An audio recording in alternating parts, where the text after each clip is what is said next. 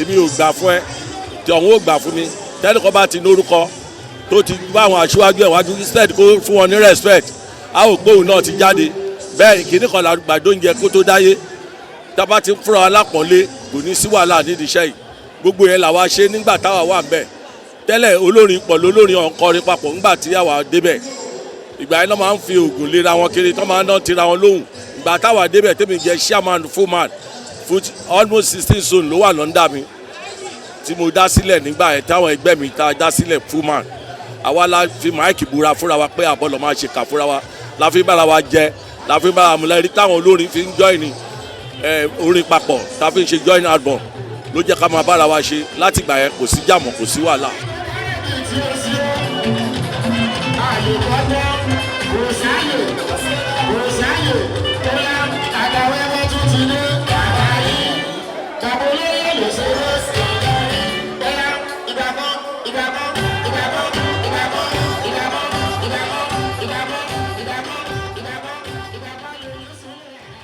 Àlàbí ó máa jó gbẹrú súfì Àlàbí ó ṣẹ̀kẹ̀rẹ̀ ó sì fọpálù jagunjagun ó sì fọbamú èmi ọ̀làgbà mọ́lẹ̀ ìtafẹ́lẹ́dẹ̀ ìtafipáléyà abomisẹ́nu súfì Àlàbí ó kò jẹ́ lóhun fẹ́fẹ́ ná yóò bá ọmọ tàbí lọ́jẹ̀ tí ò lè sáwó. Orúkọ mi ni King Sufi Aluma tí mo jẹ́ ọba àpàlà l'Amẹ́ríkà. Àwọn onífújì ló ń ṣe nǹkan yìí báyìí lè tó jẹ́ pé mi náà jẹ́ ọmọ ẹgbẹ́ wọn so gbogbo wa pátá àjọ wa wá síbí ní on the 21st of August láti wá gbé ẹgbẹ́ Fuma lárugẹ ẹgbẹ́ tó dáa ni ẹgbẹ́ alápàlà náà wà gbogbo ẹ̀ náà àjọṣe papọ̀ ni àti oníjùjú alápàlà onífújì we are one under pman gbogbo wa wà so àjìjọ ń ṣe ni kò ní bàjẹ́.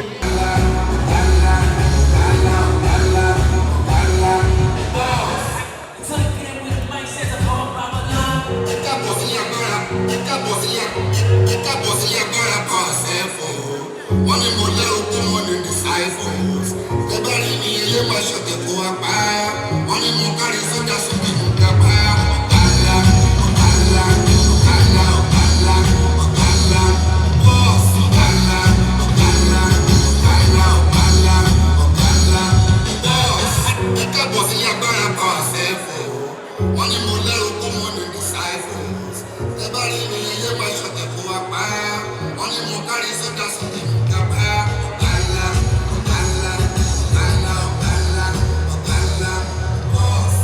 mo kí gbogbo ẹ̀yin olólùfẹ́ wa lọ́kùnrin lóbìnrin lọ́mọdé lágbà.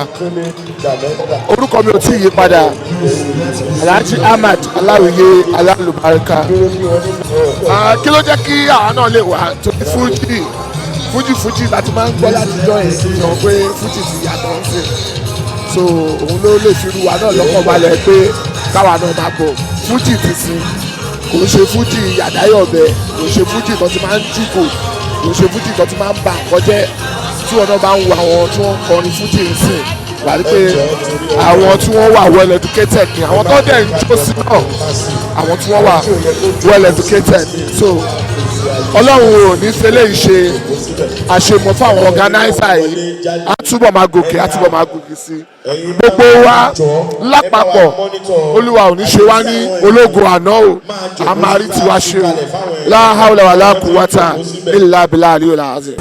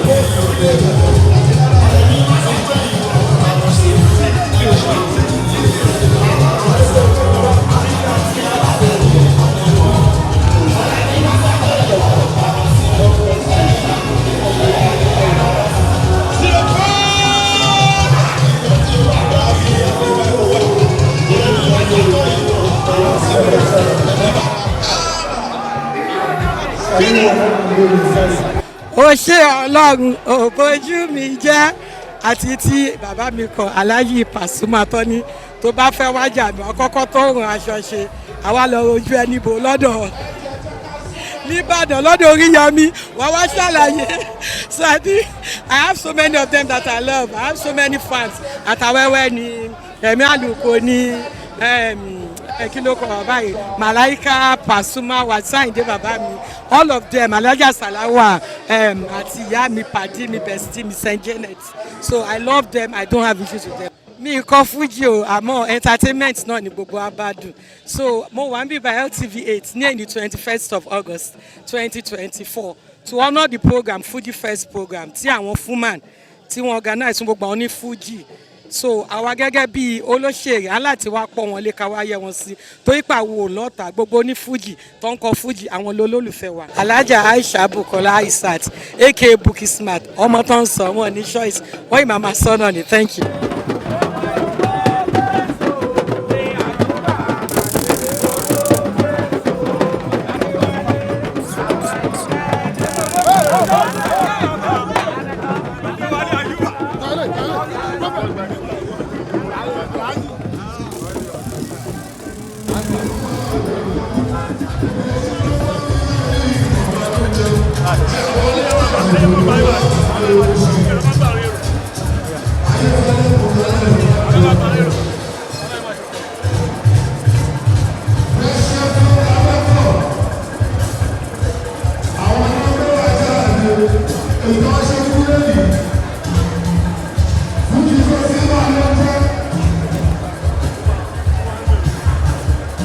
Ladies and gentlemen, I announce to you the arrival of Dr. Adewale Ayuba, borne Fuji King.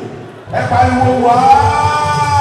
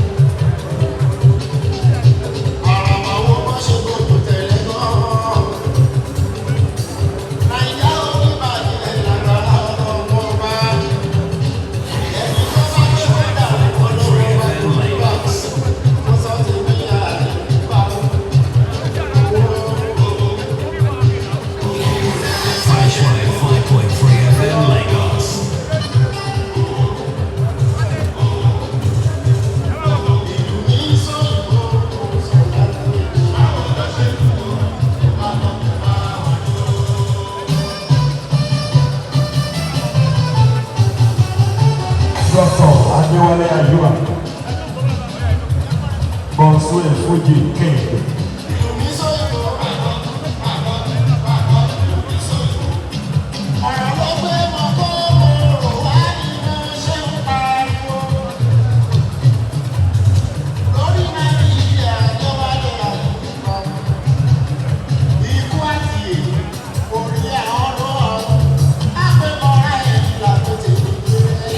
nígbà kan wàhálà máa ń ṣẹlẹ̀ lórí Fuji wàá dẹ̀ dúpẹ́ fọlọ́run ọlọ́run ló ṣe kò ń ṣèyàn ayé àwọn Alhaji Barrister Kollington so wọ́n ti sẹ́tù ẹ̀ a dẹ̀ ti dúpẹ́ fọlọ́run. Adewale Ayuba Bonsue Fuji King gẹ́gẹ́ lọ́wọ́ ilé ẹ̀rọ alájẹ́ ló wà á o. It's a life wow everybody give everybody it don't make sense. Gbogbo ẹ̀yin fans national academy sọ fún mi alówó rẹ̀ yìí ẹ̀jẹ̀ lọ́wọ́ yẹn jẹ́ gbọ́ wà á o. Ẹ̀yin fans bá a sọ ẹ̀jẹ̀ gbọ́ wà á o.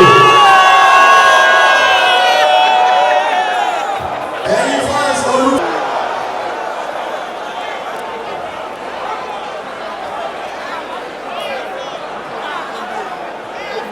Ẹ jẹ́ àtẹ̀síwájú, let us bend forward.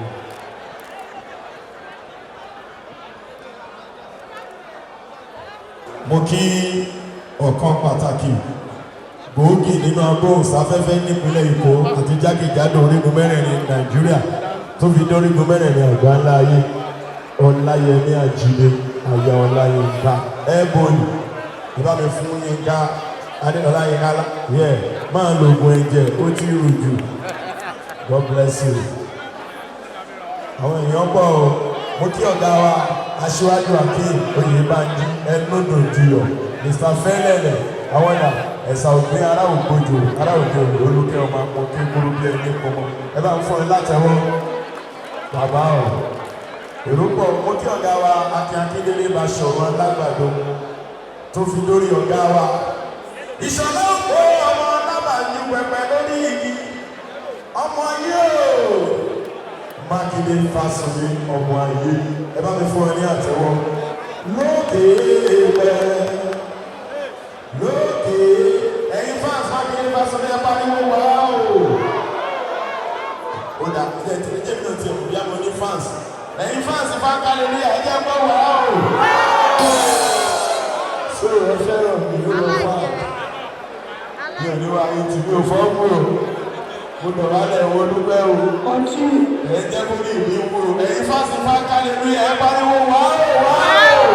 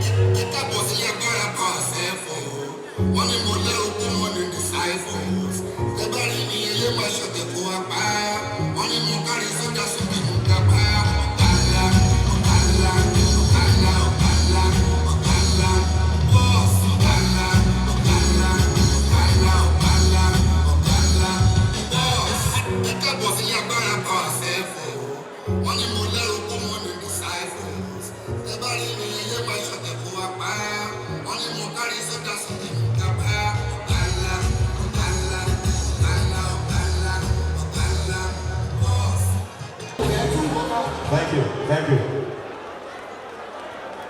Distinguished guests, ladies and gentlemen.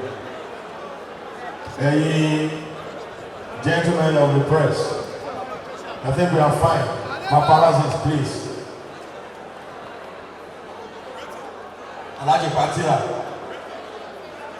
Àrẹ̀mọ Pasuma wọn dàrẹ́ ooo Adigunṣàfà lèmi ń jẹ́ torí Fuji festival la ṣe wá ẹ ṣáà mọ̀ pé Fuji ti di kan ẹ ṣáà mọ̀ àti sọ tipẹ́tipẹ́ kò sí wàhálà nu Fuji mọ̀ one love ìgbà kan lọ́mọ ní kò ní kọ́mọ ẹ má kọ Fuji jẹ́ kọ́mọ ẹ kọ Fuji o ní Fuji ti ń kàwé sí ìta fi ń lówó lọ́wọ́ sọlọ́run ló ní kò ibẹ̀ ń tàdé ń ṣe lẹ́nu lẹ́ti fi ẹ̀ ṣáà rí látòrí àwọn ọ̀gá wa tó jẹ́ president alhaji kò lọ títí ẹ̀sìnké sensation látòrí gọ́vnà wa gọ́vnà Menta látòrí vice governor tamọ̀ sí sọ́ọ̀dì kókó ọlọ́run ló ní kó rí bẹ́ẹ̀. àmọ̀jára fàdígùn mo rẹ́ni tẹ̀lé ní tèmi ẹbí alálùbáríkà o lẹ́bi ọ̀gá ẹ má jẹ yẹn lọ à ń bọ̀ ẹ ṣáàtìrì ẹ má gọ̀ o ọlọ́run ló ní kó rí bẹ́ẹ̀ Fuji ni o. filẹ̀ xenophobia àgbà kí afọ́bagun àgbogbo ilẹ̀ Yorùbá ọmọ ọba jálárúurú nílé Ìbàdàn nílé Olúyọ̀lé ọba jòròsùn Ìbàdàn májàmájà tó kára wájú lẹ́rú ọba gbọ́ sásáfàsá ọba gbọ́ yàyà. The creator of Fuji opera, the creator of Fuji opera, Mr. Adeoye Omotayo.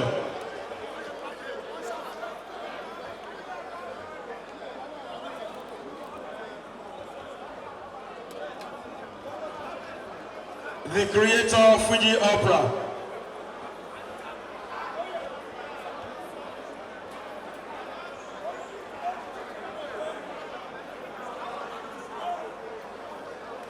Ẹjọ́ alákòókò pápápá.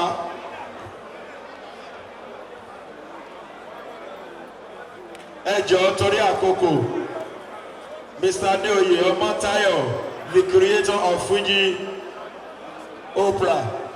Small body big engine ọ̀kadà tó ń fa rélùwé ó pọ̀ mo ti wá ayé ti pé a ti pàdé lónìí ẹ fún màá lówó kẹ wá fèmí náà lówó.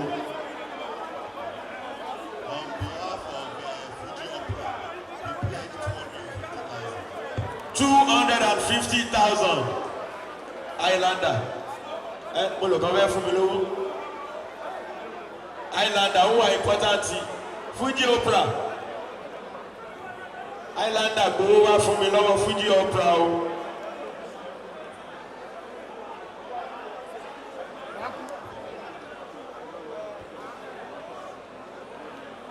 The chairman Agboike to NCDA Honorable Bola ẹ máa bọ̀.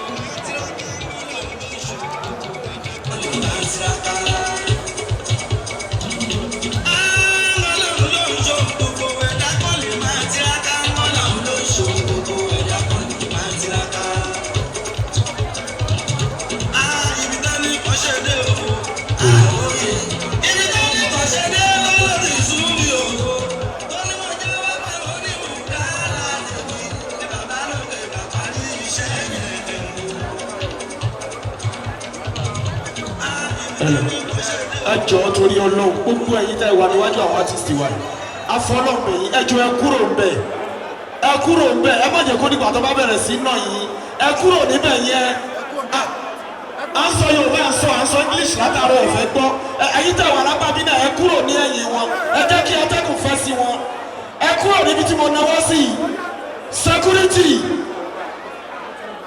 alo ẹjọ́ ẹ bá wà lẹ́yìn àwọn kúrò ń bẹ̀ ní kí ló ṣẹlẹ̀ ẹ mọ̀ pé kò sí fọ́ọ̀nù bí báyà ní èsì bí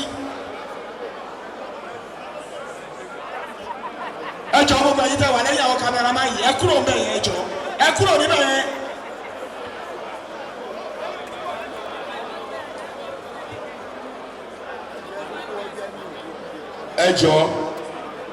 ẹjọ́ ó yẹ kí àwọn artist wa ti máa lọ bọ̀ torí pé wọ́n ní báwọn làwọn ń ṣe nǹkan ni wọ́n ṣe jòkó torí pé wọ́n ní báwọn làwọn ń ṣe nǹkan ni wọ́n ṣe jòkó ẹ jẹ́ ayéra wa sí kápọ́nra wa lé táwọn bá lè gà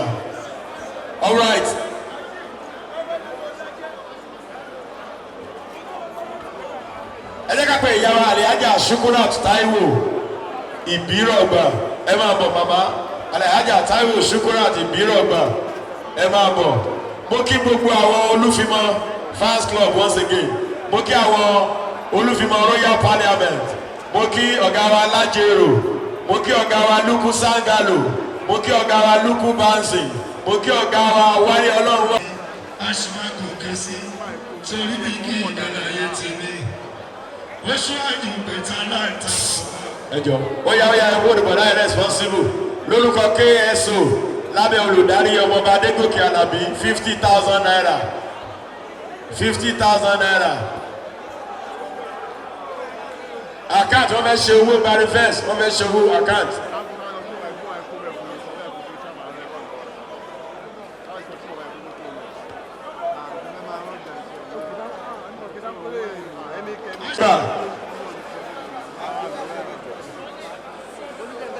Dúpẹ́ mo kí ọ God bless you mọ́ mi owó gidi kẹ́ ẹ fẹ́ gbẹ́ lówó kẹ́ ẹ fẹ́ mi náà lówó.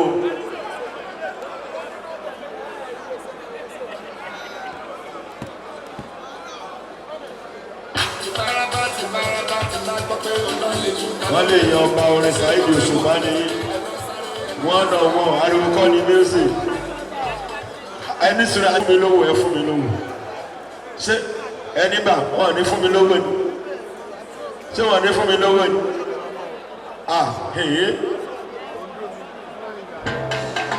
tó sì kówó wá tó sì kó owó wá wàhálà ẹ pọ̀ ẹ jẹ́ ká lọ sí ọ̀dọ̀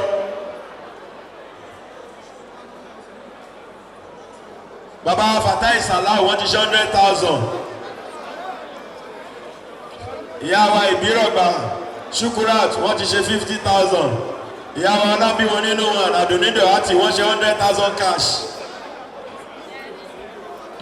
ẹ jẹ́ padà sórí orin o ẹ jẹ́ ká pe Àkànní Ọlámọ́dà.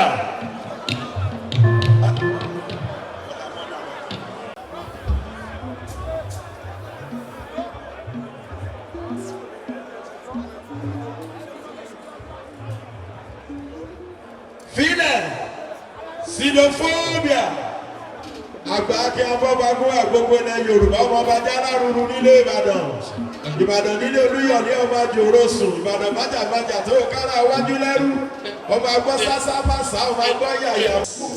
Nígbà yẹn òtítọ́ wà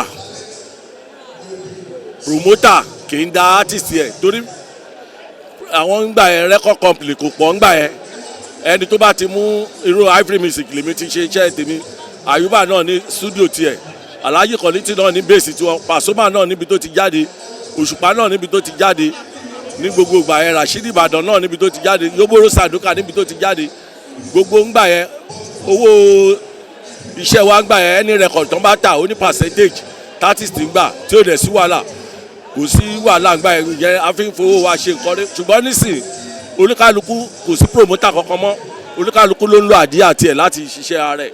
kò mú ṣóńṣó ọ̀gá ńlá general overseer ṣé Paso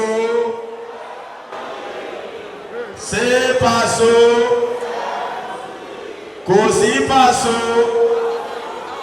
ẹ̀yin ti Pasuma fans club Paso wà Fuji wà Paso a máa wà Fuji a máa wà èrò pọ̀ Paso pẹ̀lú Fuji pẹ̀lú Paso God bless you aláṣẹ ọ̀gá ńlá family Alubarika aṣíwájú Dr. Yinka Ayefẹ́lẹ́ bàbá wa Kollington Ayinla. Orúkọ mi ni Comrade Surajudeen Adewale Amusa, the National President of Music Advertisement Association of Nigeria, MAN. Ìbáṣepọ̀ tó lágbára ló wà láàrin wa, ohun tó gbé wa débi lẹ́rí yẹn tí ò bá sí àwa kò sáwọn, bí ò sí Fuji náà kò sí tó ń jẹ́ MAN. Àtijọ́ wà tipẹ́ ní ìpìlẹ̀ nígbà tá a kọ́kọ́ bẹ̀rẹ̀ ẹgbẹ́ yìí Fuji musician wọ́n jẹ́ àwọn tí wọ́n gbìyànjú fún ẹgbẹ́ MAN torí pé àwọn la kọ́kọ́ gba right lọ́wọ́ wọn kó tó di pé a forge ahead láti move to other association.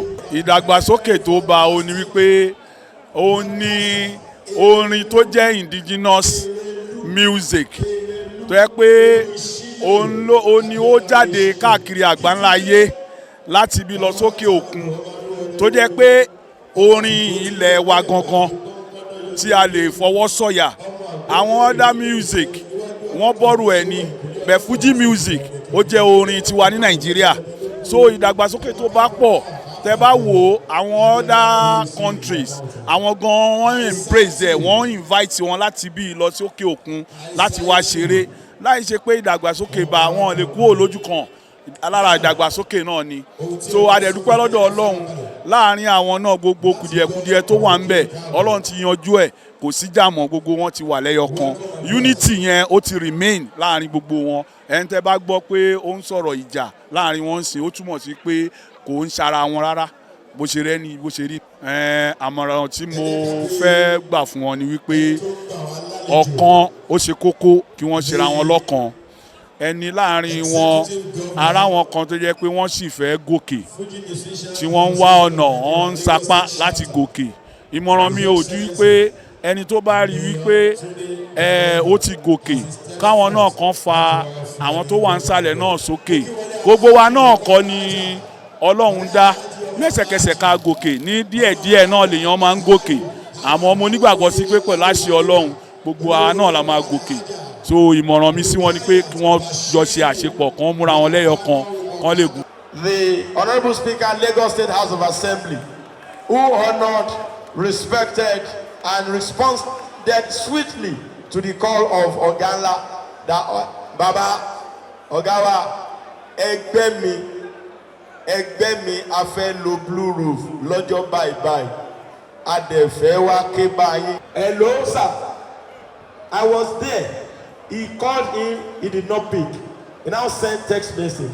Immediately, Honourable Speaker called back and said, Alhaji Wasiu Alabi, Pasuma, he was greeting him. Esa, ẹ máa wọlé dúpẹ́, wọ́n dúpẹ́ pé wọ́n wá bí òkú bàbá wọn ní. Esa, ọ̀rọ̀ yẹn kọ́ lélẹ̀ yẹn ti lọ sà. Èmi náà need the help yín kan sà. Ẹgbẹ́ mi, àwọn ẹgbẹ́ mi, Fuji Musicians Association of Nigeria, ẹ̀ka ti ìpínlẹ̀ Èkó, a fẹ́ ṣe nǹkan kan, a dẹ̀ fẹ́ lo blue roof yẹn. The next question was, èló náà pé 2 million, wọ́n ní agbára lọ́hùn ká.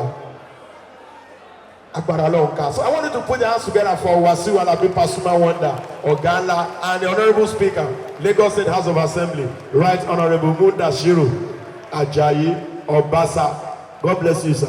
Thank you so very much. God bless you. What a fan of Monkano Aliyah. Now, I want to tell you, I want more money. Gbogbo ọmọ ẹgbẹ́ Fuman, most especially I want ìpínlẹ̀ Èkó, they tried. Ìwọ̀n eku níwọ̀n ìtẹ́, bọ́wọ́ eku bá ṣe mọ́ ló ṣe fi ń bọ́jú. Ká gbé itọ́ mì, ó níbi tó máa dí lára nínú ààwẹ̀. Ṣùgbọ́n ẹni tí ò ṣe rárá ni ó mọ̀ pé òun ò ṣe. 1 or 2 things from, but physical cash, he gave 200,000 naira. Àwọn èèyàn lóríṣiríṣi náà ṣe bẹ́ẹ̀, but we need to mention this. Ọlọ́run ní jẹ́ kẹ́ ṣubú láíláí. Ọlọ́run ní jẹ́ kẹ́ ṣubú láíláí. Àwọn tí ò tí ní owó gidi, ẹ bá wa máa fowó gidi rà. Bàbá ti dé ààrẹ àgbáyé Fuji, Olúńlá, ààrẹ Sashino Akànní Scorpido, ọ̀gọ́ lóríwà. Èmi ò tó pè yín ní pín o, but ọ̀gọ́ lóríwà. Scorpido, ẹ bá wa pàtẹ́wọ́ fún ọ̀gọ́ bless you sir. Bẹ́ẹ̀ni kí olórin ọgbọ́n, olórin àgbà, òun pọ̀ lálùjò. Ìṣẹ́jú lórí ń bá mi dámọ̀ràn. Tí bá sùn tí bá jí èmi orin ní wọléwọ̀de. Tí bá lọ tí bá bọ̀wọ̀ èmi orin ní pádípádì. Orí ti dà mẹ́jẹ̀ mi iṣẹ́ Ọlọ́run lókè ni. Bẹ́ẹ̀ni kí ọ máa ṣe fa yíyẹ.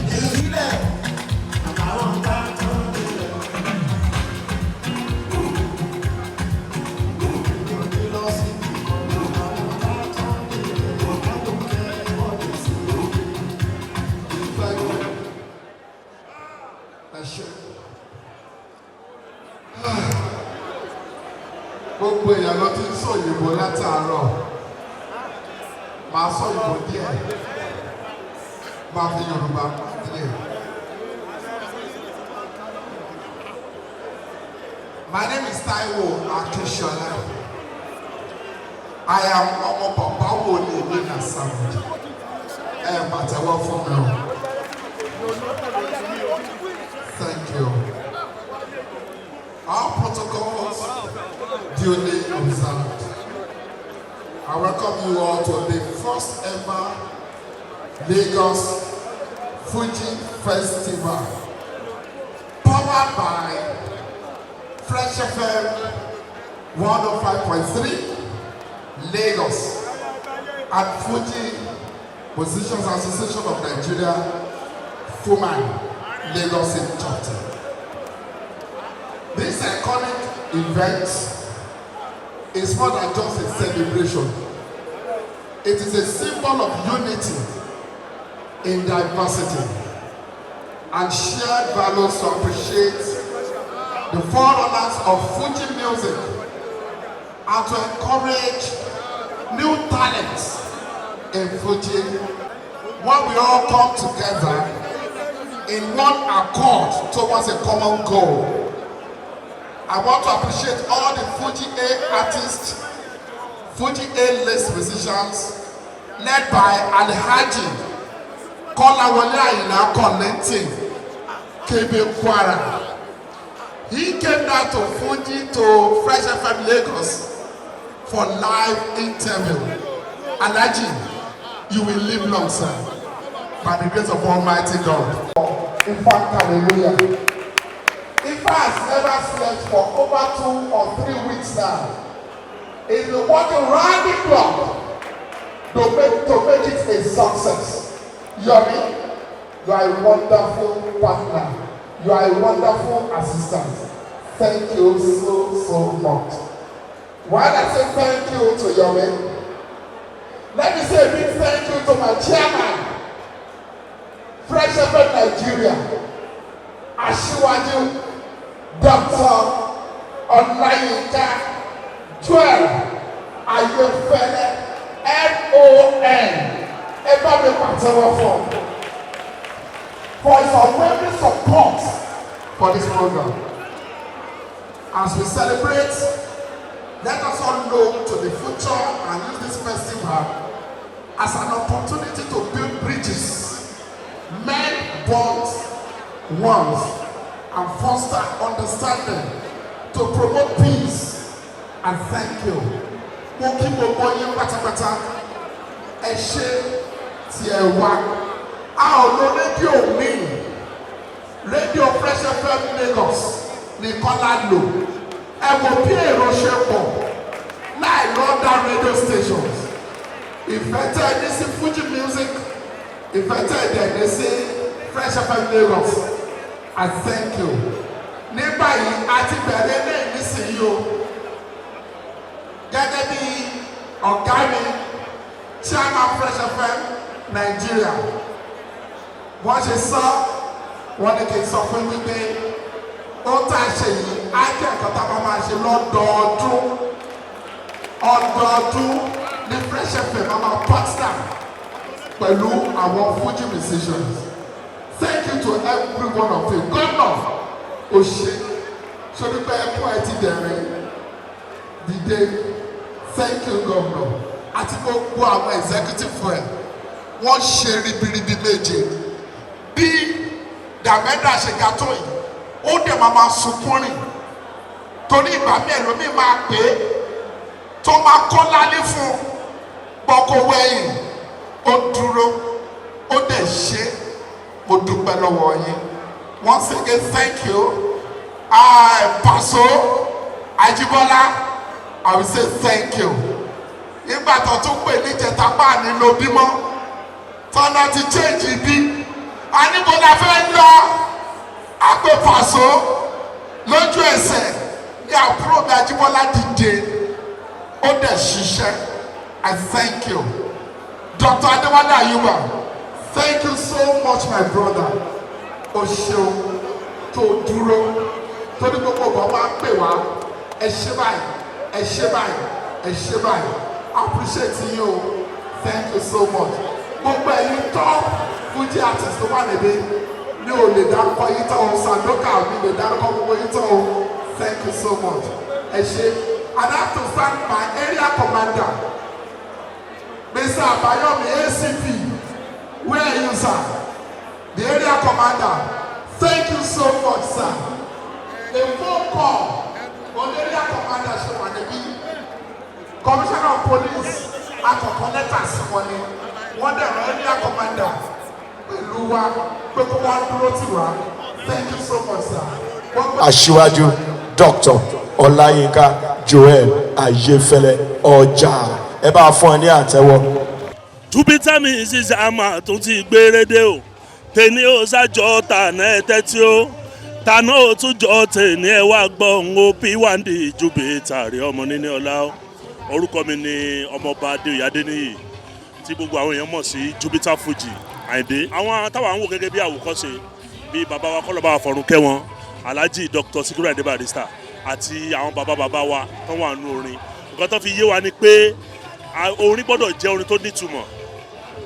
Orin gbọ́dọ̀ nítumọ̀. Bí orin mi kan wà tí mo fi highlight àwọn ọmọ wa tí wọ́n mọ̀ kankan nípa ìwọ̀ àti àṣà Yorùbá.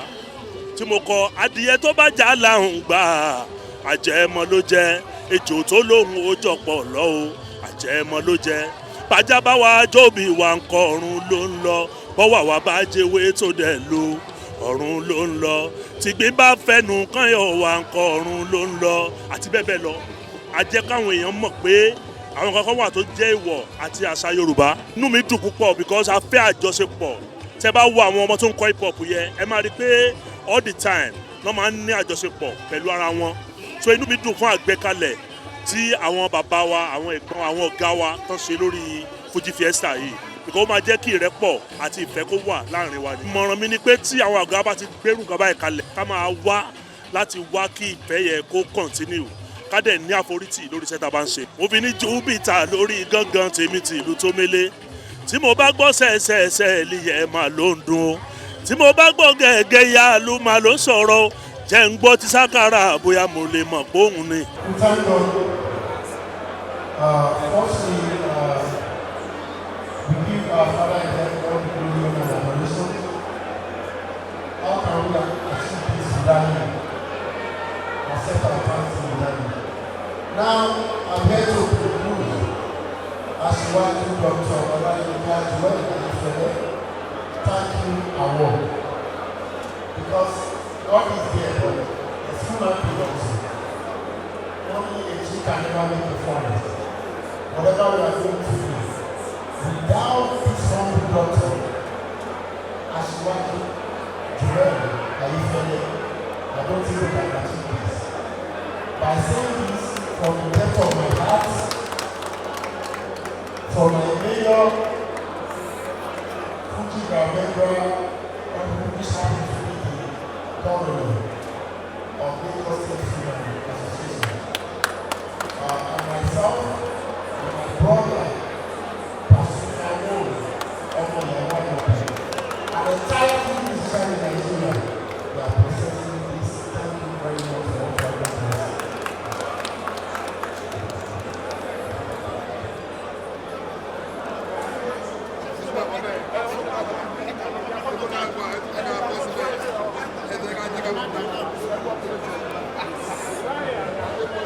Ẹ jọ̀ọ́ ẹ jẹ́ kí pàṣẹ náà sọ̀rọ̀ ṣẹ́jú kan.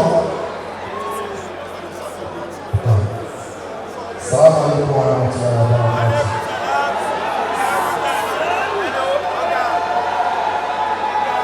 Ẹ ṣe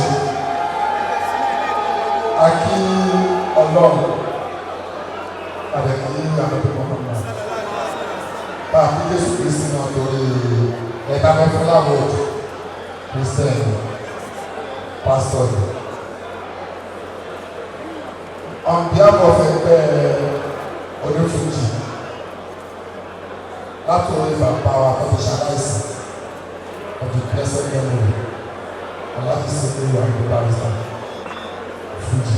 Wọ́n máa wà láàrin wa báyìí, ààbò ní wọn. Tó fi lórí bàbá wa tí ọlọ́pàá tẹ̀ka rí wọn pẹ́ẹ́pẹ́ẹ́pẹ́ẹ́pẹ́. Torí àwọn làwọn olóòjú báyìí kò Fuji. Alhaji Kọ̀lẹ́tì Ayinla. General, bàbá mi kò ní yọ òkè ńlá fún olóṣèlú làwọn ọlọ́jà rẹ̀ rẹ̀ tọ́bi lórí kí wọ́n á bí ọtí wọn sì bí àwọn ti ṣiṣẹ́ wọ́n ti ránṣẹ́ wọ́n ti ṣe dáadáa wọn ṣe wọ́n àbí lórí president wa Alhaji sensation ẹ̀sìn sensation àti gómìnà wa Mayor Tunde Damida àti gbogbo ẹgbẹ́ orí Fuji pátápátá lápapọ̀ báyìí ọkọ̀ mọ́lẹ̀ báyìí máa bá wọ́pọ̀. Àwọn ọdún yìí ó ṣe kókó la fún yín torí ẹjọ́ bá di sáàmù kan tí wọ́n bá fẹ́ gbà náà àwọn èèyàn máa bá béèrè tí ó bá lè béèrè fúnra ẹ̀. Àwọn akẹ́kọ̀ọ́ kó má lè gbé àwọn èèyàn máa bá ń béèrè àbẹ́yìn fúnra ẹ̀ máa wọ pé ẹ fẹ́ béèrè ló má dọ̀la. Àwọn ẹgbẹ́ ọdún tó ń lọ sọ pé báwa náà pọ̀ ní fún àdúrótì torí látijọ́ tí wọ́n ti sọ pé abẹ́ṣẹ̀ fún festival tá a ti pè fún fresh ọ̀fẹ́ wọ́n ti ń polówó ẹ̀ ní Ìbàdàn wọ́n ń polówó ẹ̀ l'Abẹ́òkúta wọ́n ń polówó ẹ̀ lẹ́kọ̀ọ́ wọ́n ń polówó ẹ̀ lákùnrin gbogbo bí tí olóyè ní ẹ̀ka sí ti fresh ọ̀fẹ́ wọ́n pátápátá ní ilẹ̀ Yorùbá wọ́n ti ń polówó ẹ̀ ọ̀sùnmọ́mọ́ pé gbogbo ilẹ̀ Yorùbá yẹn làwọn tó fi jí wọn.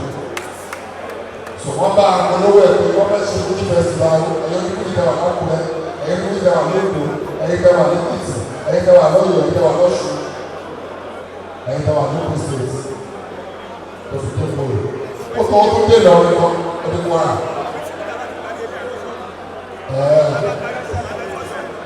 Tí wọ́n ti polówó ẹ̀ tó gbogbo Fuji ní ìpè káwọn ọ̀nà ní ìpọ̀ kọ́ni wà. Wọ́n ló tẹ́ ká pọ̀ báyìí. Ọba pé akọ́kọ́ ìdíjà pé ọmọ ìtaṣọ àtẹnusọ ẹ̀yìn tó ń bọ̀. Torí wọ́n ti wà fún ọ sí orí rédíò fresh fm ní ọ̀rẹ́ wọn 105.3.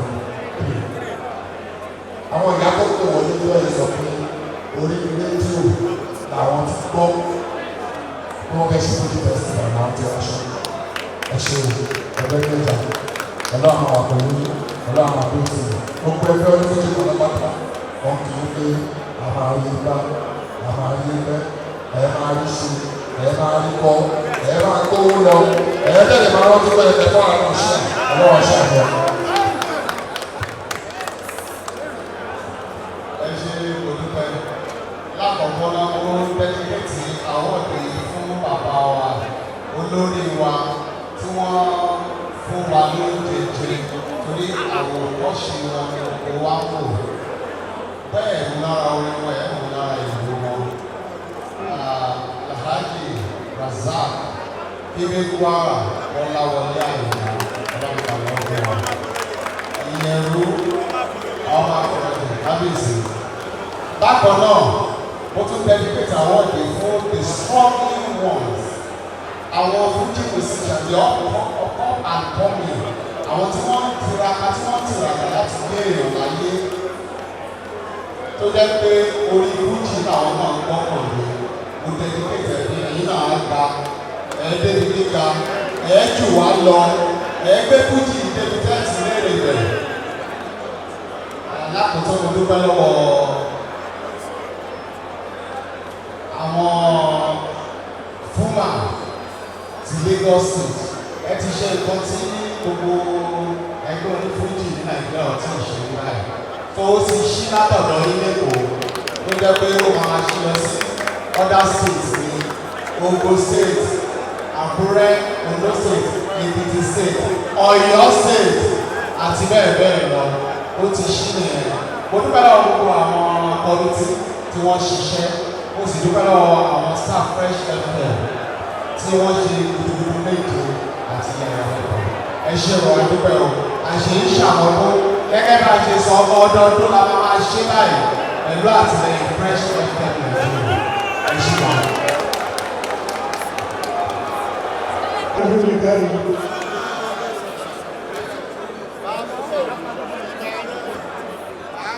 Swali wala nabii Ibrahim.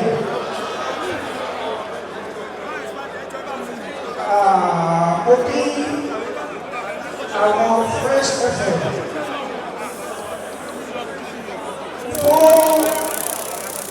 ìfọwọ́sowọ́pọ̀ tó ní pẹ̀lú wa fún àdúrótì tí wọ́n dúró tì wá ọlọ́run ní pàṣẹ yìí jẹ́ o òkè òkè ẹ máa lọ ẹ̀mí padà sẹ́yìn mọ́ friendship a kí ẹ̀ṣẹ́ púpọ̀ joel ayéfẹ́lẹ́ ọláyínká ọjà òṣè púpọ̀ àkọ́kọ́lẹ́wọ́ rẹ̀ o ti lọ sókè òní dáwálẹ̀ o tí a gbogbo àwọn ọdún pátápátá Fuji ọmọ nítorí mi ìbàjẹ́ o kó má nítorí mi ìbàjẹ́ o kó má nítorí mi ìbàjẹ́ o kó má nítorí mi ìbàjẹ́ o olórí onífújì olùwàfíìkẹ́ o olórí onífújì náà ṣe gbogbo kó má nítorí mi ìbàjẹ́ o àlàáfíà Pasuma ẹ̀fà gbogbo ìfújì náà.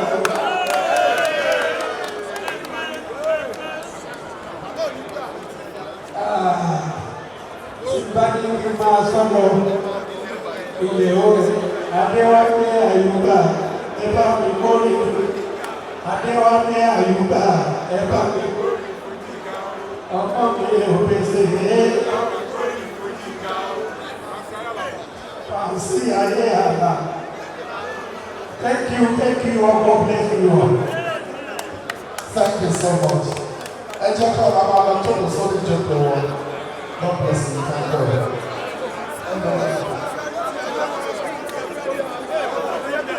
Ẹ jọ Ifá Akademi dàda. Bọ́sọ̀ bí bọ́sẹ̀ ẹ̀ ṣubú. Ẹ jẹ́ ká lọ jókòó, ẹ jẹ́ ká lọ jókòó. Ẹ bọ́lẹ̀, ẹ bọ́lẹ̀.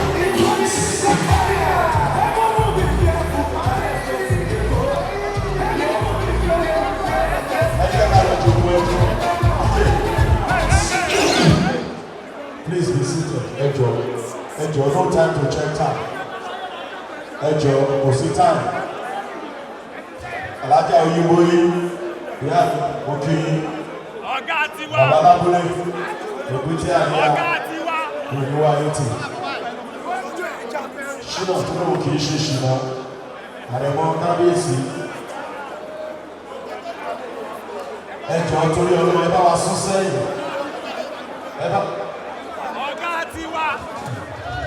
Ẹ jọ̀ọ́, a fẹ́ lọ sórí láfíjọ, ẹ bá wa lọ sẹ́yìn ẹ̀sùn sẹ́yìn, má dùn àbámàdùn apá aládùn àkànká.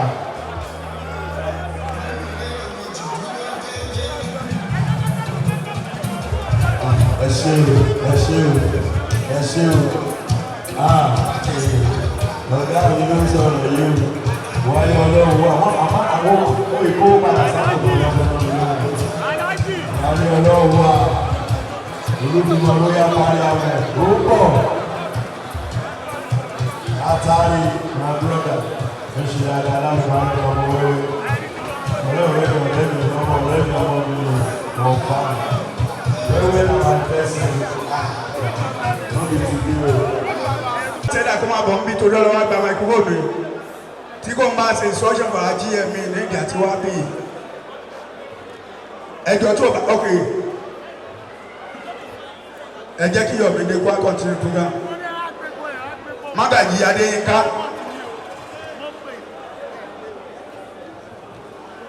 Now, àwọn Fuman Ojozo wọ́n ní special presentation tí wọ́n fẹ́ ṣe fún national president and the state government. Ṣùgbọ́n èyí tẹ́ ní káàdì lọ́wọ́ ẹnà káàdì yìí sókè kí n wò. Lucky for the winner, ẹ kú rọ́jú for the losers. Wọ́n ti pick àwọn numbers kan, a kàn máa pe àwọn numbers yẹn. Tá bá ti pè wọ́n randomly, ìwọ́n tí káàdì ẹ bá wà lọ́wọ́ ẹ̀ wá jáde, wà á dẹ̀ wá gbé ẹ̀bùn.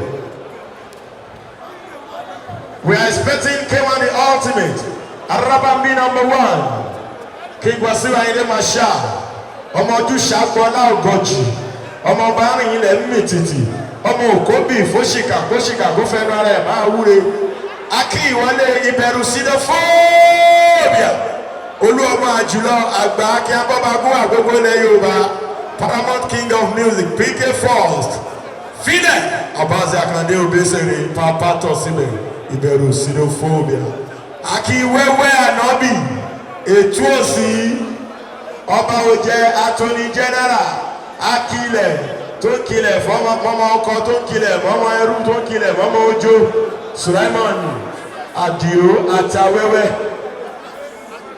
káwọn boys bá bá fi style ṣe soundtrack now àwọn tó fẹ́ ṣe presentation kí national president máa bọ̀ ta àti state governor Alhaji SK sensation Mayor Tunde Damendra kí wọ́n máa bọ̀ mo ti ń gbóòórùn Saidi Osupa mo ti ń gbóòórùn Osupa níbi táwa yìí mo ti ń gbóòórùn Saidi Osupa torí mo ti rí kíní kan jẹ́ máa ń pa fún pati.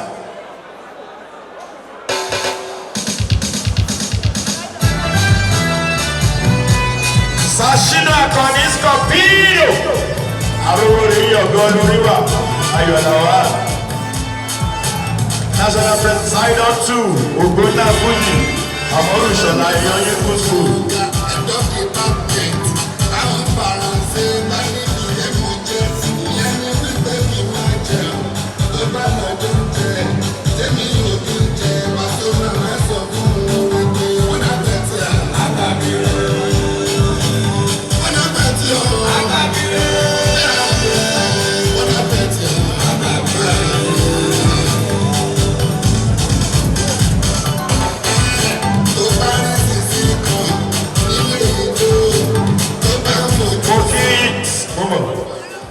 Especially kí ààrẹ barrister Ọládọ̀tun Azam ààrẹ barrister Ọládọ̀tun Azam Ṣòwòkò ọmọnìgbẹ̀yìn Ilé-Ifẹ̀ the president Yoruba Council worldwide and his executives ẹ bá mi fún wa ní àtẹ̀wọ́ ìjúwọ́ sí àbítẹ̀ ẹ bá wa Ṣòwòkò ọmọnìgbẹ̀yìn gbogbo Ilé-Ifẹ̀ barrister ààrẹ Ọládọ̀tun Azam ojú òní tì Ifẹ̀ òòyè Ifẹ̀ òòdáyé níbi tójúmọ́ rere ti gbé mọ́wálé ayé a kì í dúró kí wọ́n nífẹ̀ẹ́ Ọọ̀ni a kì í bẹ̀rẹ̀ kí wọ́n nífẹ̀ẹ́ Òòyè kò ga kò bẹ̀rẹ̀ ní wọ́n kí wọ́n nífẹ̀ẹ́ Òòtólú ọmọ ojú oró òjẹ́sẹ̀ ẹyẹ tó ní omi ìrù ọ̀gẹ́rẹ́ òjẹ́ gómi ọba ó tó oró bọ̀rọ̀ oríwọ̀ ọmọ ìlúkúmẹ́lẹ́ ọmọ sámọ ní bóríkì bóríkì ẹsẹ̀ aṣáábì bàrí ti dé ìníwá ẹ̀tì. ọmọ tápà lè ń pe ègbò àlùmí ọmọ tápà tí fàmùsèlù ibẹ̀ òbí mo bá olódò mo rìn tẹ́rẹ́rẹ́ àwọn òbí mo bá olódò mo rìn tààrà tápà tì ṣáájú mo bá tọ́ mi ò bá tẹ̀ yìí tán torí tápà tì ṣáájú bó o bá wọn lókè odò wọn máa dúró kíni lórí ẹṣin àmọ́ tápà ti gbẹ̀yìn bó o bá wọn lókè odò wọn máa já kẹ́sẹ́ mẹ́sìn lẹ́nu ẹ̀ lódò wọn ní sísan ló san nílé Olúbísí ọmọ ẹranko yáyò ègbò àlùmí ọmọ tápà ti yífà mùsèlù òkú tápà òwò mi ayé tápà lówó mi ọjọ́ tí tápà bá kú wọ́n ní kí wọ́n wá òtútù òwú kí wọ́n wá afárá oyin òtútù òwú ṣọ̀pọ̀ afárá oyin ṣọ̀wọ́ nílé tápà léǹpé wọ́n ní kí a máa gbẹ́lẹ̀ lógìdò ìníwá ẹ̀tì bless you alájà àríkẹ́ alájà àgbà lókì.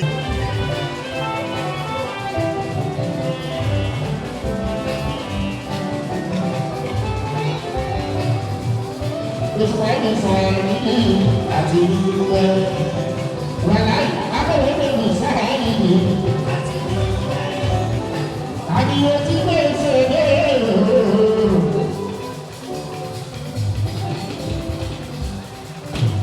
Bàbá bẹ̀rù tí kò ṣe dé o. Àdìyẹ tí kò ṣe dé o. Bàbá bẹ̀rù tí kò ṣe dé o. Ẹ̀rọ bá ṣe ń pè ní bí a ní bí ọ̀rọ̀. Ẹ̀rọ bá ṣe ń pè ní bí a ní bí ọ̀rọ̀. Alábìyẹ tí kò ṣe ẹ̀rù.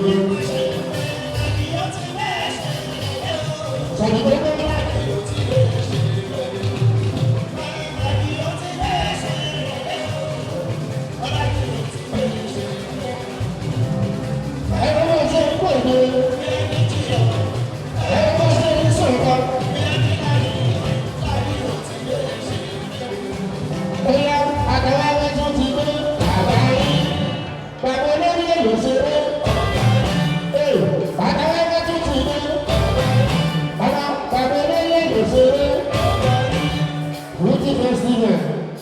2024 first time is mine. Ẹ̀rí báyìí ìgbà wá ṣẹlẹ̀ ní ìgbà tó lé ní pé gbogbo tí èyí lẹ́yìn tó rú yín lójú lórí ẹ̀rọ onígbòjì àkílẹ̀ sílé ìmọ̀ràn ní ìgbà tó gbé gbogbo èlò ti ní ọdún. Nísìnyí ẹgbẹ́ náà àti gbogbo onígbòjì wọ́n ní ẹ̀ka wọnú ara wa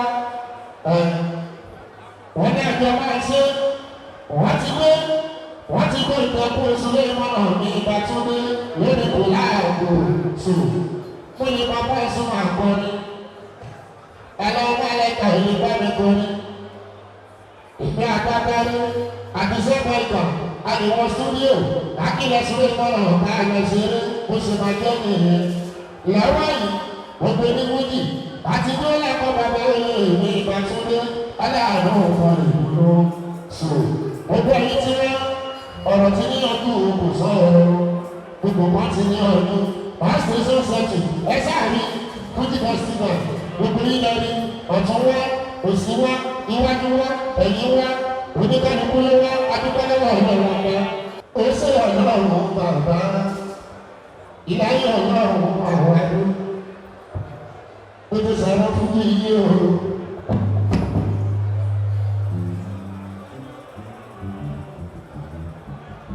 Ọlọ́run ti sọ̀rọ̀ fún mi yìí o. Adúpẹ́ lọ́wọ́ ìdúpẹ́ ló mú tó wá kí lọ sílé ìmọ̀nà ọ̀rẹ́ ṣe. Ó yá bàbá bí ẹni.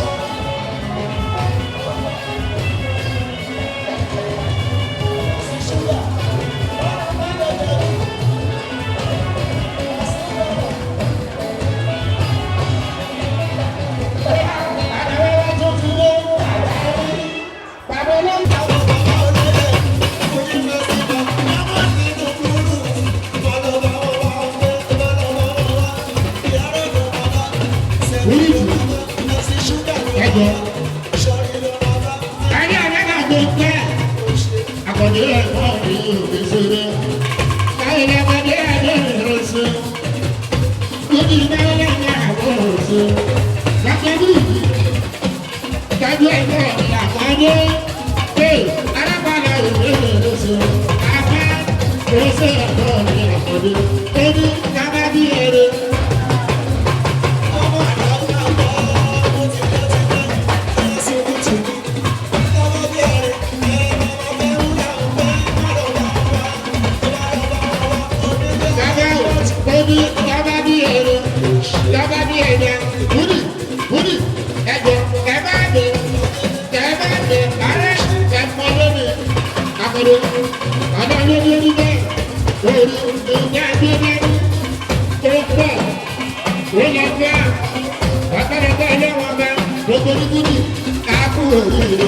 Wọ́n ní àwọn ọdún ara wa, sábà wọ́n ní àṣìṣe ọdún ara wa. Lóbi sọ̀rọ̀, kí bàbá sọ̀rọ̀, kí bàbá sọ̀rọ̀, kí bàbá bá sọ̀rọ̀, ó sì bá sọ̀rọ̀. Wàláyì bóyá ó sì bá jẹ́ mi ìlú bàbá tó dé. Bóyá ẹyin sùn ní àbẹ̀gbẹ́ ní wá. Ẹyin sùn ní àbẹ̀gbẹ́ ní wá. Torí bá ti mú ọ̀pọ̀lọpọ̀ lábẹ́ wá.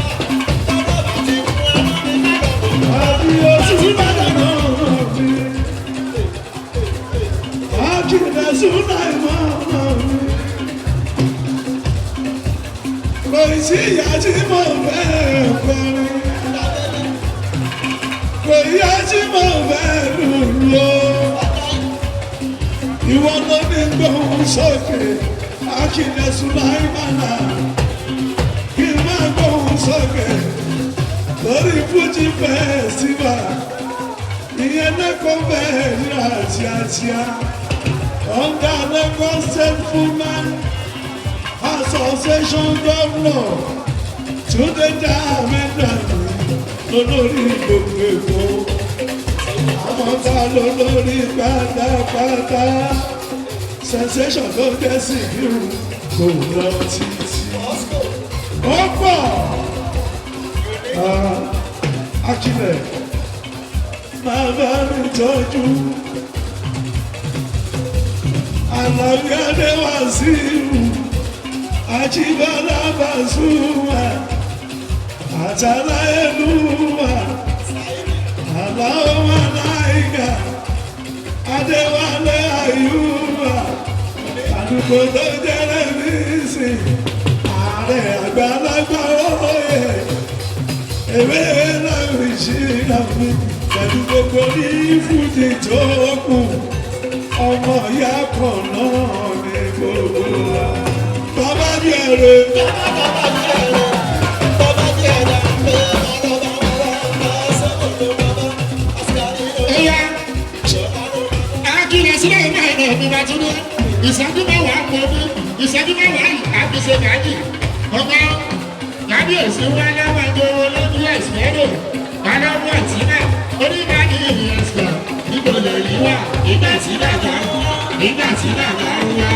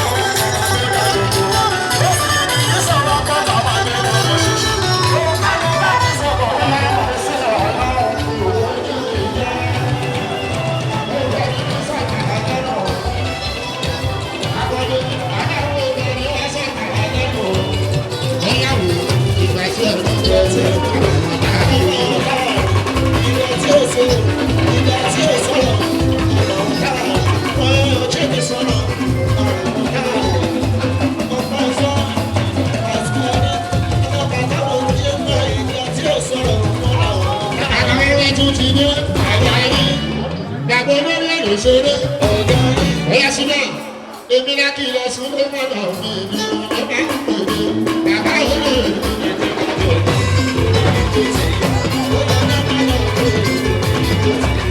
bóyá ta ló bí ilẹ̀ ní wọn ní gbogbo tí fi jọba ìpèdè ìjọba ní bàbá mi láti dẹ̀mí.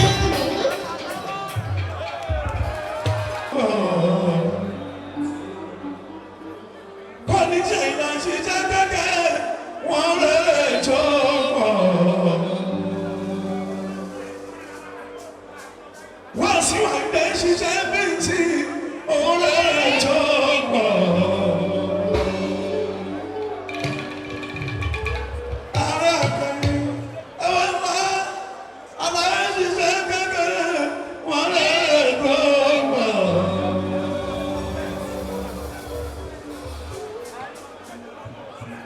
Adewale Ayuba wọ́n ṣiṣẹ́ bíi ti òrèrè tó wọ̀.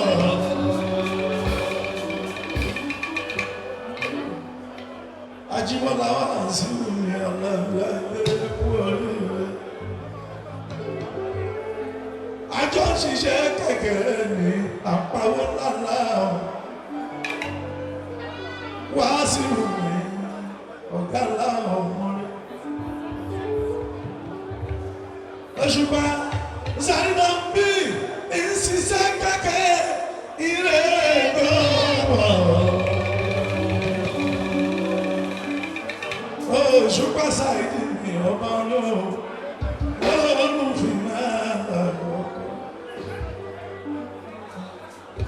Yusuf Amuda gbogbo ẹgbẹ́ ó ṣiṣẹ́ kẹ́kẹ́ ọ̀rẹ́rẹ́ jọ̀wọ́. Tẹ́tọ́rí olórí ẹ̀sìnkẹ́ sensation olórí ẹgbẹ́ fúnmẹ̀ worldwide ní Nàìjíríà worldwide kárí ayé ní síkírù ní ẹ̀sìnkẹ́ ọ̀rọ̀ ó ṣiṣẹ́ kẹ́kẹ́ ọ̀rẹ́ lọ́wọ́.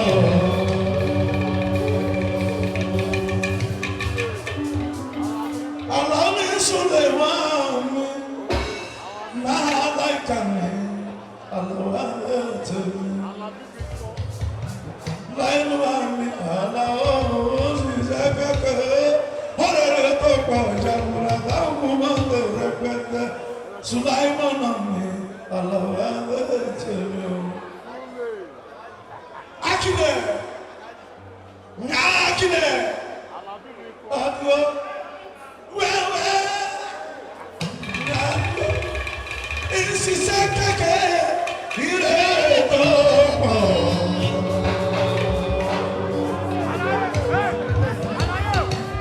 Adúlọ́ Sulaimana kú kalẹ̀, wẹ́wẹ́ Sulemana. Sátìrámánì ẹ̀má olẹ́hùn, Ramani ni èèyàn ti rí àkọ́dọ́ olówó lójú ìdọ́tẹ́. Ó máa ṣe Sulaimana ọmọ kàlábí wá sí ọ̀pẹ̀ ìdájọ́ bọ́lá Sulaimana kẹfà ìkí àṣẹ ìnáwó.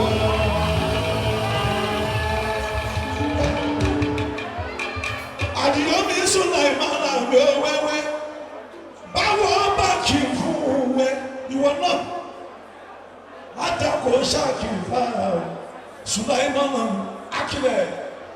Akílẹ̀ náà lọ pè bá òfin dáadẹ́ ọkùnrin mẹ́ta ẹkùn bàbá lọ. Àdìyó èmi náà mo gbé fún ọ, mo gbé fún ọ. Báwo má kì fún ẹni wọn náà àdàkọ ṣáàkì fáà ó mo gbé fún ọ.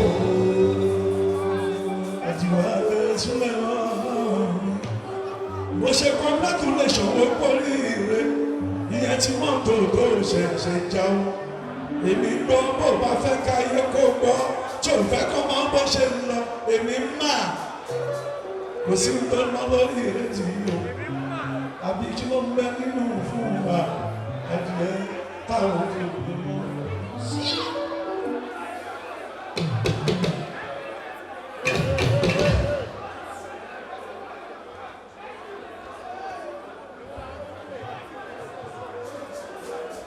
àṣẹ Fuji festival ìyẹn náà kò fẹ́ dẹ́ ọ̀nà tí sẹ́nsẹ̀ lọ sí bàbá tún lè dàmẹ́dà lórí gbogbo wa ìyẹn lè kó fẹ́ dira pátápátá kò ní bá jẹ́ lórí ẹ̀ ìgbà yìí tù wá lára àkọ́ndé o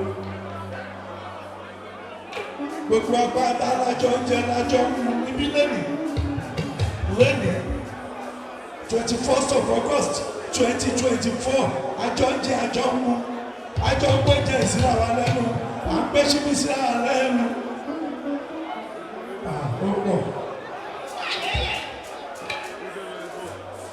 aláwíyé òkú kalẹ̀ àmàdí àníyájí àmàdí aláwíyé.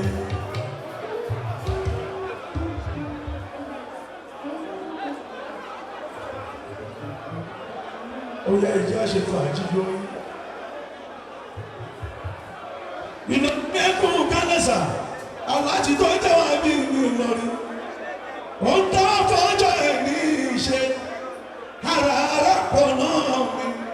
Ìrẹ́pọ̀ ń bẹ láàrin wa, àwọn ní Fuji afẹ́fẹ́ mọ̀ yẹn. Lóòótọ́, ọ̀tọ̀ lóró kówò, ìyẹn ò ní wípé à ń bínú sí ìra wa. Ìyẹn ò ní wípé àwùjọ bá ara wa ṣe kò sóní gàrí tó máa ní tòun kan àkùdé abẹ́rẹ́ ti gbọ́ rí kó ní gàrí kan kó sọ pé tòun kan ìsáyídọ́ntù lọ́sọ̀ òkàlẹ́kà máa ń rí ìsàmì nínú àyàn ṣe o gbogbo ká máa mọ̀ mí sá. Gbogbo ní Fuji tó bẹ́ẹ̀ ní kalẹ̀ ní mọ́kí tó ní títà àná bí máa mọ́dù ẹni bára tí pọ̀ orúkọ ẹ̀ kó má ṣe bínú sàbà ìkàkù kalẹ̀ ọmọ tí súnà ìmọ̀nà mi aláwádé tèmi sàbà ìgbà sàbà gbàgbà. Mo ní fídíò rẹ̀ tuntun ó ń bẹ lórí Africa Magic mo máa ń gbádùn ẹ̀ ó lọ́ọ̀mù ẹ̀ ó pọ̀. Jansi ni ku kalẹ̀ atare, skẹ̀tọ̀ jẹ́ ku kalẹ̀ gbogbo musi. Ọmọ Tajúbọ́lá Pasuma mi sẹ̀fúnye. Fáìbọ̀yà Àlàbí o, Àlàbí Adéwà sí wùmí. Ọmọ tàbí ìjà tukú ra, wọ́n tún kí á kú léde. Ìlédè ìyàwó á kú ra tù.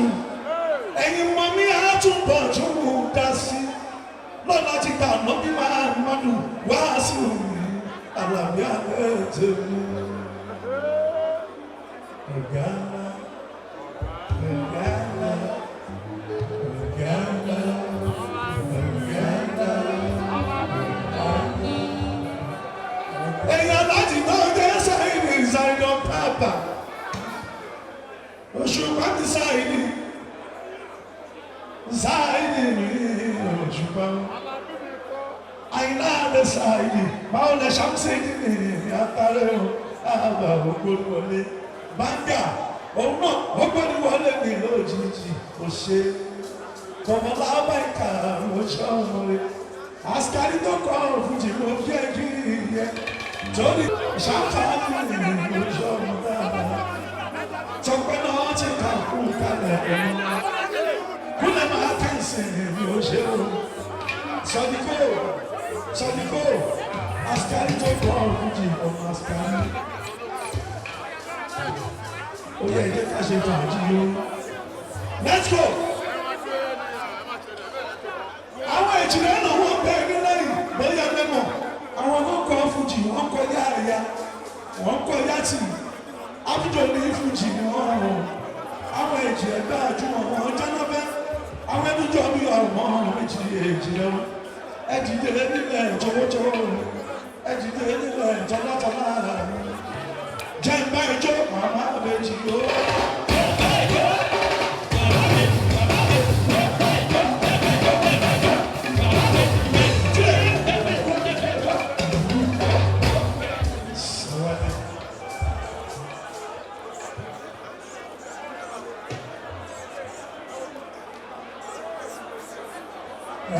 Sílẹ̀ fún ìdí ẹ̀ torí ọlọ́run ọba kì í ẹ̀ńtàtẹ́ ẹ̀jẹ̀ ẹ̀ńtàtẹ́ láwọn èèyàn wa torí títà àwọn bí máa lù ẹgbẹ́ wa láyé ẹ̀ka ẹ̀ńtàtẹ́ òṣèkọ́ Osupa ní àpọ́nlé àmìlẹ́sẹ̀ mi ò lè ṣe àwọn tí ìkọ́dù orí wọn ṣáwọ́ lé àṣírí ìwọ̀ ọmọ Chokwe baby oku kale Fanke chokwe yo mati O mama chojo meta Omo meta Kweto sha pra pra Omo to le nile Chokwe to le nile bi oju eja Omo dara o dejo Iwon ba lobi ni ma on fa imo Bobi ni ba ti fa iju Chokwe wala lo ma da sile Omo kido Ìjọba ti kú kalẹ̀ tọ́pẹ́tọ́. Ìjọba ti kú kalẹ̀ tọ́pẹ́tọ́pẹ́. Àwọn ti kú London tọ́pẹ́tọ́pẹ́. Ìjọba ti kú kalẹ̀ tọ́pẹ́tọ́pẹ́. Ẹ wá ìdí lọ́jọ́ ọjọ́.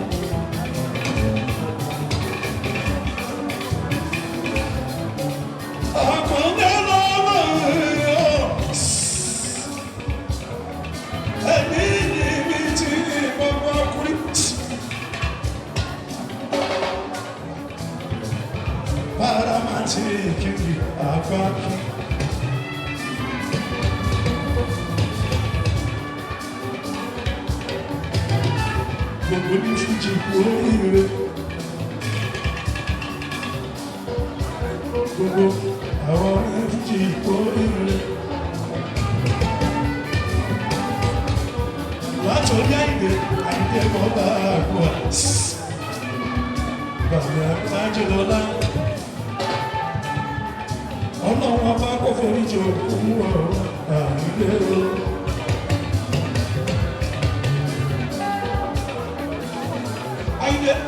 Òun tó fi sílẹ̀ lọ́kùnkẹ́ dání. Tàǹjẹ́ tí a ń mú àkọ́bí aṣojú.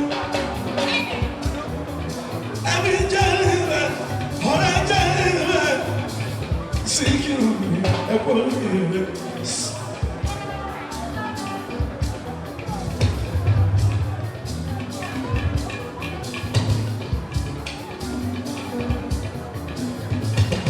Àwọn ní Fuji fada láti mọ̀ ti pẹ́tipẹ́.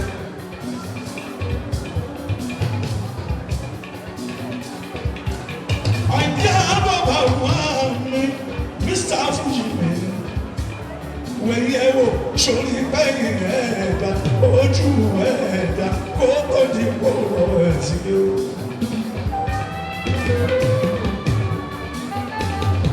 Àwa lọ́mọ tàyín díẹ̀ dẹ́mi. Alájí àgbà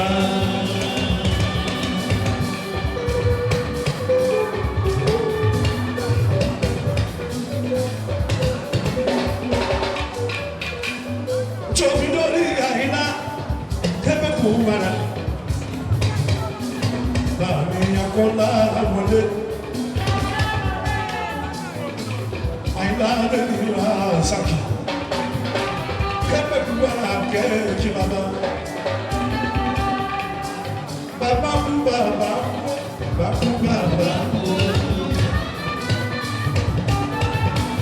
Bàbá kú bàbá kú bàbá kú bàbá kú bàbá kú bàbá kú bàbá kú. Ayinla Rasaki. Bàbá kú bàbá kú. Àwọn olórí gbogbo. Bàbá kú bàbá kú. Ayinla Rasaki. Bàbá kú bàbá kú. Bàbá kú bàbá kú bàbá kú bàbá kú. Bàbá ò bàbá ò. Bàbá náà ò pè bàbá. Bàbá náà ò pè bàbá. Rasaki bàbá mi.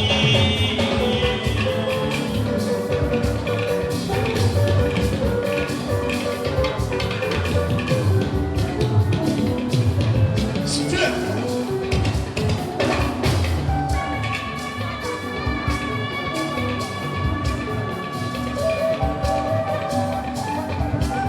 Àwọn jọra Fuji ni. Àwọn Nàìjíríà kan dápẹ́ ní Fuji. Dr. Sikiru mi, alájà Ayinla kọ́ ní tèmi kẹ́pẹ́kẹ́pẹ́. Kẹ́pẹ́ kú àmì Ayinla bẹ́ẹ̀ mi. Dábàá ti yọwọ́ Ayinla bọ́bá mú wa. Ayinla kọ́ ní tèmi. Gbogbo àwa tó kúkú lẹ́yìn àwa jẹun ni. Torí náà ẹ jẹun lọ. Ẹ jẹun lọ.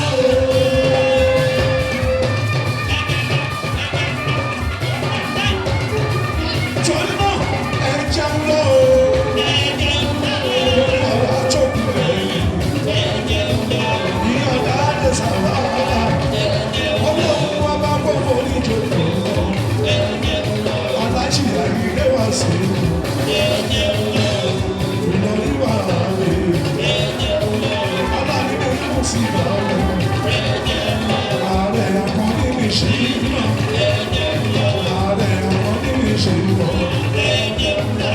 Ajíwọ́lá Pasuma. Oṣù pàṣẹ ìpè. Láyélúwà ti dé súnlẹ̀ mọ́. Ní àjílẹ̀ ti dé súnlẹ̀ mọ́. Súnlẹ̀ súnlẹ̀ dàbẹ̀ lọ. Gbogbo ní Fuji tó kù. Tó fi tó ní ọ̀kọ̀dé olóòjò. Tó fi tó ní ọ̀kọ̀dé olóòjò.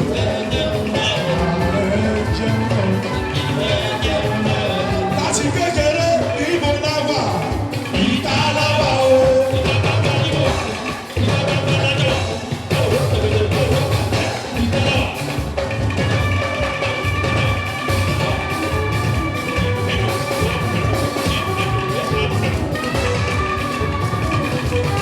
Láti kékeré ìbò láwà, ìta láwà o.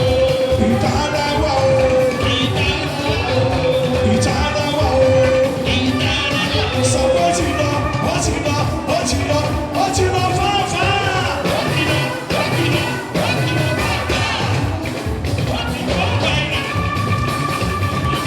Ẹ sọ pé ó ti lọ, ó ti lọ, ó ti lọ, ó ti lọ fáfá. Ẹ wá tó bá jẹ́ tèmi ò ná dárí jọ wí. Tó bá jẹ́ tèmi ò ná dárí jọ sọ. Ẹ jẹ́ kó máa yé wọn àkàndé o. Ẹnu pé tó ti lọ lọ́rọ̀ bàbá. Mọ́tò tó ti lọ lọ́rọ̀ sídó. Ẹ̀jìnà mọ́tàyà ó ti lọ, ó ti lọ, ó ti lọ, ó ti lọ bàbá.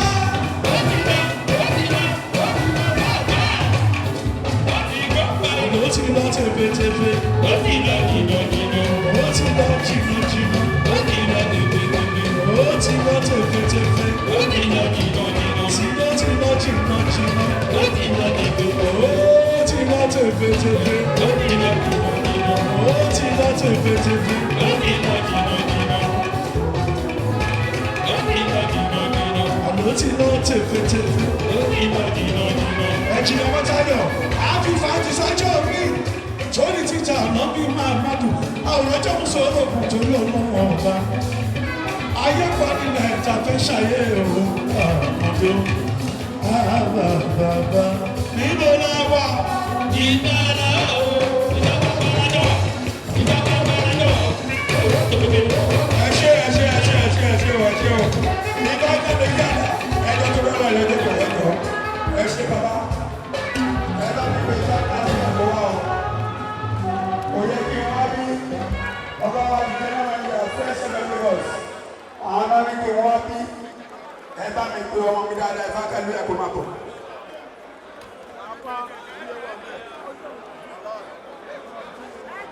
mi ò mọ tí mo fẹ́ sọ pa ẹ o wọ́n ní owó tí wọ́n pa látàárọ̀ alájí àbáṣà kọ̀dọ̀ Obesere pápá àgbákí o. orí ẹni la kápá orí ẹni lórí ẹni jìbọlá kábàlẹ̀ ayé bá ọ̀sẹ̀ ní tí kò ní lọ ọ̀sẹ̀ ní tí kò ní lọ ilé ayé lọ ọdún ní ilé lọ àgbáyé bá ṣàkóso bóyá yà ṣàkóso burúkú ní ìṣe tiwa iye ẹ̀rọ kájọ tó bá ti mórí sọ̀rọ̀ lọ́wọ́.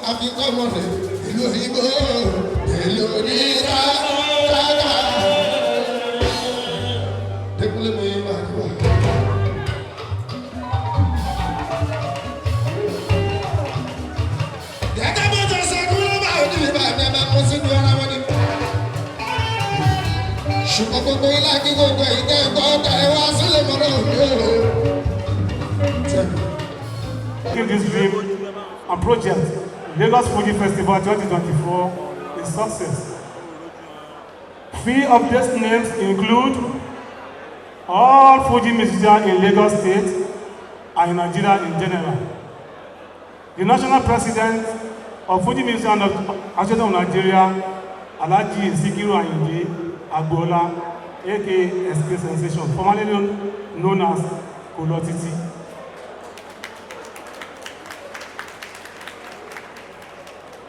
The state ESCOs and the committee of this event.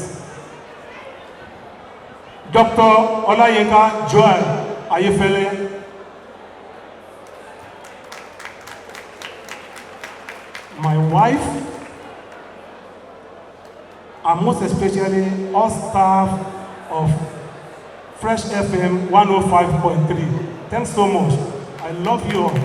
You have done a great job. Ariwo yìí pọ̀, àti ẹ̀gbọ́rú ẹ̀rù. Ẹ ṣé mo dúpẹ́ lọ́wọ́ yín. Today, we gather here to celebrate our rich cultural heritage and the evolution of Fuji music, a genre that has been